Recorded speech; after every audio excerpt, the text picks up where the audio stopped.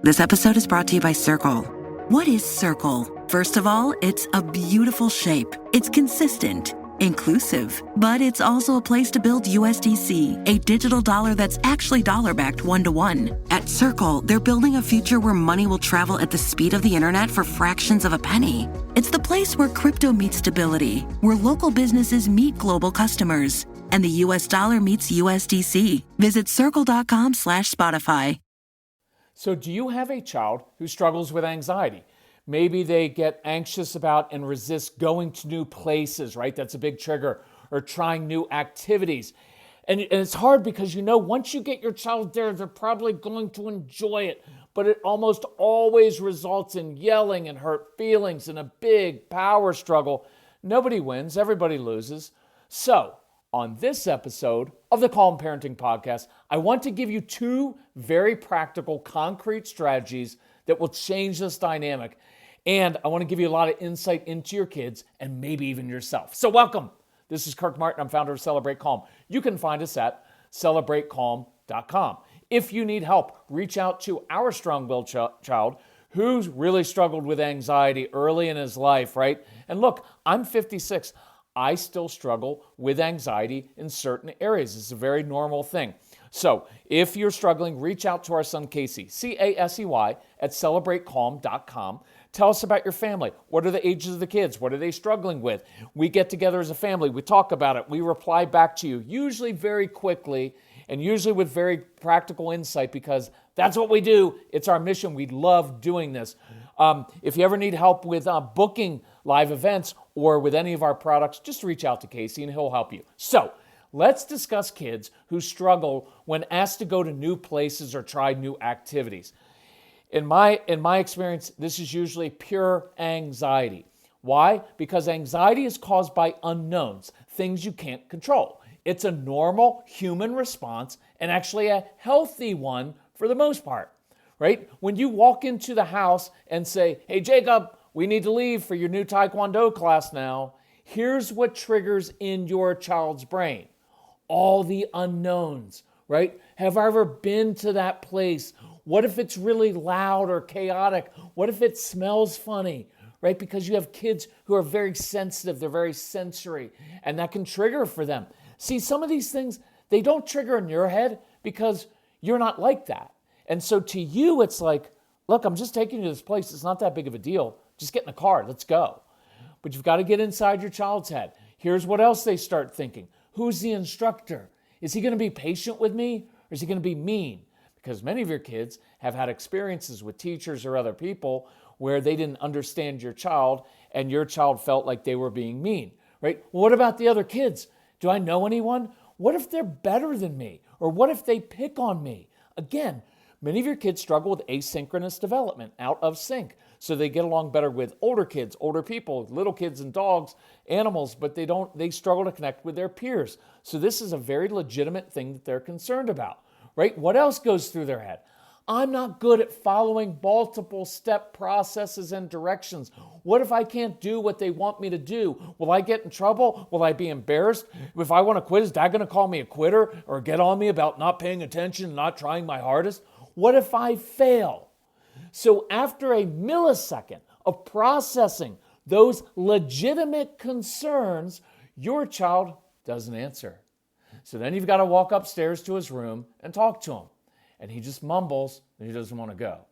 And you respond with rational reasons he shouldn't be anxious, which only makes it worse, right? We say things, oh, there's no need to be nervous. It's only a 50-minute class. Your brother did this class and he liked it. And now you just stepped on a landmine, dismissing his anxiety like your spouse dismisses you and reinforcing that he's different. And think about what goes through your child's brain. Well, if I shouldn't be nervous, if it's not a big deal, but I am nervous and my stomach is upset, then maybe something is wrong with me. And now your child is comparing himself unfavorably once again to his sibling for whom everything comes easy. And so now he's really going to dig in. And so what happens? You dig in. You get frustrated, understandably. You know what? We paid $179 for this class. You're going to get your little butt in the car and go. Well, now you just provoked a power struggle, right? And ensured that he's going to dig in even more. So then you start to plead, you try to bribe him with ice cream or McDonald's afterwards, and you only get more resistance. So then you pull, you know what? If you don't get in the car right now, and then he screams back, I'm not going. Taekwondo's stupid, you're stupid. Which guarantees what? That you'll punish him by banishing him to his room with no screens for the rest of the night. Because you can't tolerate him being defiant and disrespectful like that. Side note, most of the time, I'll say a lot of the time, when kids are being defiant and disrespectful, a lot of times it's triggered by anxiety. And we're going to see how that works in a minute. So what happens? You walk downstairs fuming, right? You're just fuming, wondering, why does he have to be so difficult all the time? Right? Acting like some disrespectful little snot who ruins your day, right? But it's also laced with a little twinge of guilt because you lost your cool, right? And now you're second guessing yourself, whether you handle that correctly or not, right? I just want to affirm you. This is brutal. It's brutal being a parent of a strong-willed child because so much of this is emotionally driven and irrational. And there's all these gray areas in between. And maybe you had a more compliant child who never did this. And now this child is fighting you over something that you think should be simple. So it's hard. But now think about what your child's doing. He's now upstairs in his room brooding over why he has to be so difficult and different. Why everything that others do so simply seems so hard to him. Wondering why he was born, right? Why was I born if everybody's just always going to be mad at me? He's also partly relieved to be stuck in his room because that's way better than having to encounter all the unknowns at this stupid Taekwondo practice, right? But then that triggers a feeling, well, what if I'm missing out on something that I'd really like? And so your child's torn. So you're downstairs torn over, like, how did I handle that? What should I have done differently? I love this kid, but he's really frustrating. And your child's upstairs, and he's torn because he feels like a failure, and he doesn't know how to do certain things, and he's beating himself up. So now you have two people beating themselves up, separated, right? But the anxiety wins over him, and now he's wondering what? What's dad going to say when he gets home? So your child buries his head in his pillow and starts to cry. Now, if you're married, now you have to manage that whole situation because your spouse walks in, senses your frustration, and wonders why Jimmy isn't at Taekwondo when you paid all that money. And you can see that look in his eyes. Look, I know this because I was that dad who walked in, and so when I give voice to this, I'm merely repeating what I said many years ago to my own son. And you already know what your spouse is going to do and say. He's going to barge into your child's room like I did to my shame many, many times and pounce all over your child. Why aren't you a Taekwondo? You can't just quit at things. How are you ever going to be successful in life if you don't even try? I work hard to pay for these experiences I never had as a child. You're not just going to lay there doing nothing. Get your shoes on now. We're going, right? And now you have to pivot because you were the one who was just so frustrated in the moment with your son, but now you realize there's something else going on. And if your spouse marches up to that bedroom and says what I just said, it's going to be World War III with a nasty triangle of family members mad at each other. And inside, even if you don't swear, you're swearing inside now because this isn't what you signed up for, right? But now you're caught in a dilemma and you realize that what your child is going through is anxiety. But if you try to explain that to your spouse, he'll just say that you're being too soft and letting this kid play you. And why do you keep letting him get away with it, right? So he's going to go fix it. But you can't let him go up there with that kind of anger flashing on his face, or it will further erode the relationship between a father and his child. Now, you've been there before, haven't you? It's not a lot of fun. So, how can we handle this differently next time. This episode is brought to you by Circle. What is Circle? First of all, it's a beautiful shape. It's consistent, inclusive, but it's also a place to build USDC, a digital dollar that's actually dollar-backed one-to-one. At Circle, they're building a future where money will travel at the speed of the internet for fractions of a penny. It's the place where crypto meets stability, where local businesses meet global customers, and the US dollar meets USDC. Visit circle.com/Spotify. Take a deep breath. We walk in. We say, hey, it's time to go to that new Taekwondo place, and you get the resistance. So here are some steps. Here are some scripts. Number 1, normalize anxiety. Please, moms and dads, professionals, teachers, normalize anxiety. It's a very normal and healthy response to perceived threats, to things you don't recognize. So don't dismiss it, and don't try to convince your child he shouldn't feel anxious. So here are some scripts. Hey, you know what? Is your stomach a little bit upset? And you probably get a little head nod. Oh, you know what? That's perfectly normal. If I were you, I love this phrase, if I were you, I'd be a little nervous too, right? I like the word there, using nervous. It's an easier, less therapeutic word for kids than anxious. You know what? If I were you, I'd be a little bit nervous going to some new place with new people I don't know. Look, sometimes I get a little bit nervous when I go to a new book club or I have to give a presentation at work to people I haven't met before. You're normalizing it. You're not excusing it. So you're not saying, you know what, I know it's really hard. Let's just stay home and eat donuts. You're not excusing it. You're just normalizing it. You're also doing something really important.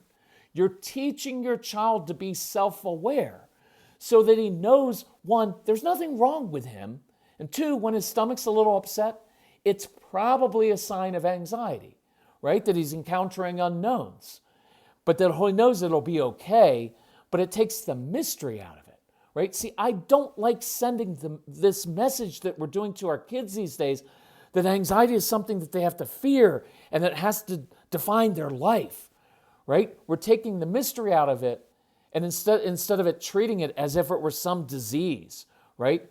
It can be a very harsh thing for some kids, right?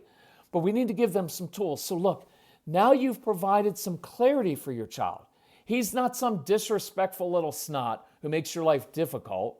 He's just a nervous kid who's anxious about the unknowns, which makes him normal. Look, I love these words too. Of course you don't want to go to that new place. There are all these unknown things you can't predict or control, and that makes you feel a little vulnerable. It's perfectly normal to be hesitant about going. Guess what else you're doing? You're giving your child some words and some concepts to describe what he's feeling. But right, so how many times do we do this instead? Why don't you want to go? I don't know. Well, is it because, I don't know. Right? And it's partly why I don't like asking, honey, do you want to identify your feelings? It's a little too esoteric. It's a little too gushy and mushy for me. Your child doesn't need to identify his emotions. It should be pretty clear to you, right, that he's anxious or frustrated or angry or overwhelmed. What your child needs in that moment is an adult who can help him know exactly what to do when he feels anxious or frustrated or disappointed or angry or overwhelmed. And so, number two, the second part of this is you give your kids tools to deal with their anxiety or frustration, disappointment, or anger, right? So the best tool to counter the unknowns of anxiety is to reduce the unknowns, to give your child something he's in control of. So here are some options. If you can, and I would try to do this, go to that new Taekwondo place, that new wherever they're doing activity a few days early, and just let your child observe how it works. Let them soak in the smells, the sounds, the sights, without any pressure to perform. Because you know what happens usually? Get in the car, come on, we got to go. Stop. Get in the car, we need to go. And now you're running late. And now you're anxious going there, and he's picking up on your anxieties. You're running red lights to get him there on time. And you go in at the last minute, And now he's flustered, you're flustered, and you're like, go have a good time, right? And he's walking into this new situation where he's never been there before. Everything's overwhelming. It's chaotic. There's all these new people. And of course it's going to be a disaster. But if you go when he doesn't have any pressure to perform, right? By the way, some of your kids don't want you to watch them when they're doing that. Respect that. Respect that. Just because you're a parent doesn't mean, right, you have to watch every single thing your kids do. Some of them don't want to perform in front of you and have you watching everything they do, especially if you are prone to picking out everything they did wrong right after they went to this activity. Again, as I used to do after hockey practice or a hockey game for Casey, of course he didn't want me there, right? So, until I changed, right? But listen to that, respect that. So go and watch and have a snack. Familiarity, which I can't say, is very important for kids and adults like me with anxiety. Look, we're on the road a lot this spring. We're going to different states, new places, different schools and churches and different organizations. And we walk in, there's all these new people. And I'm an introvert by nature. I have done live events, probably 2,500 live events over the years. I speak a lot. I still get anxious every single time. And I'm 56. I've traveled all over the world. I get anxious. It's normal. It doesn't freak me out, right? But the familiarity of getting there early, for me, that's what I do. I get there early. It helps me. Here's another one. Form a positive personal connection with the teacher, the coach, the instructor, wherever you go. It's another thing that I do. Look, we all do these things, right? When we go to that dinner party you don't want to go to, what do? You go and talk to the host and you say, hey, can I help you somehow? You are asking to help them. You're forming a connection. You're being busy. And so this is my favorite strategy, right? When I go to a dinner party, those things, hey, can I help you out? Can I do the burgers on the grill? I love having a job to do because then I'm not just standing around awkwardly holding a drink and hors d'oeuvre in my hand, having to have small talk, which I don't like doing with other people that I don't know. So my favorite strategy is this. Wherever your child goes, ask a teacher, a coach, a principal, an instructor to give your child a specific job to do. At church, same thing. In Sunday school, ask someone to give your child a specific job or mission. Now, usually it works better if the idea comes from them, not from you. So I would be bold and talk to the instructor or the coach and say, look, my son's going to be in your class every Tuesday. He loves helping other adults, just not me. Leave that part off, but you know it's true. Your kids are awesome for other people, it's just not for you. Could you give our son or daughter a job to do when he or she gets here every week? And if your coach talks to your child and says, Jacob, look, I could really use your help, man. I could really use your help. Could you get here 5 minutes early every week so you can help me get ready for class? You can help me set up the cones, get the mats ready. You up for that? Most of your kids to other adults will say, yeah, yes, ma'am, yes, sir. Again, never to you. So next week, when you walk in and you call your son downstairs to go to Taekwondo class, instead of his brain exploding with the anxiety of all the unknowns, here's what triggers. Mom, Dad, remember that Taekwondo guy? He said he needed my help. Our kids like feeling helpful, especially adult type jobs. He said to be there 5 minutes early, so we need to leave like 3.5 hours early so we're not rushing or late. So go there a little bit early, not 3.5 hours, but get there early. It's better for everybody. Now, when your child walks into that new place, he already knows the main dude there. He's got the personal connection and he has a job to do. So his brain is focused on completing that job, which your kids tend to be very good at doing. So he's completing a job that's in his control rather than focusing on all the unknowns. He feels important. He's completed a task. We just created a success. And the instructor gets to give him a fist bump and says, hey, nice job, Jacob. And now I promise you, you would see your child breathe, exhale, this big breath of relief, right? He's there. He did it. He's still a little anxious, but now he knows that's normal and he knows how combat that, how to deal with that. You just gave him a tool this is what's beautiful about this. Look, when we react to our kids and we assume the worst, you're just being a defiant little snot, you need to get with the program, get in the car, you need to go, right? And we assume the worst and we miss this whole opportunity because usually it ends in this big power struggle. We're arguing because we're doing too soft on him. He needs to get to learn all these things and we're yelling and we miss it. In this case, I just taught him a lifelong skill.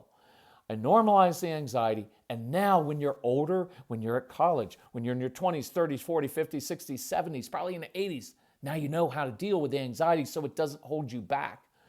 So when your child takes his place, the instructor knows his name. He's there. See, I would repeat this process everywhere your child goes, and eventually he'll know to do it himself. And instead of constant meltdowns, constant power struggles, parents at odds with each other, now we have a more resilient child who knows he can handle these situations because you just taught him. Discipline means to teach.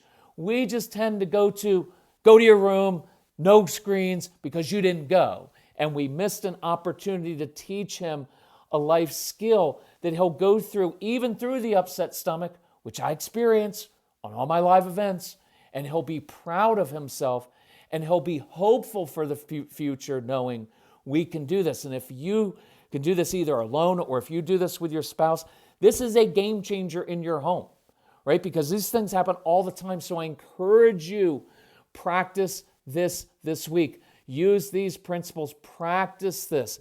If you need more concrete tools like this, ask Casey for help or just go to the website, celebratecalm.com.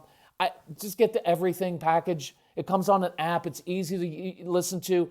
You both can listen to it on the app. You can share it with teachers. You can share it with your own parents. Your kids can listen to these things. Look, for your child to actually even hear this podcast, perhaps, for them to know, oh, that guy gets me, right? That makes sense. Now I understand why I do that and how I can help. Let your kids listen to some of the programs. Our most popular program is called Straight Talk for Kids, right? It's the one that Casey, our son, recorded for your kids to listen to.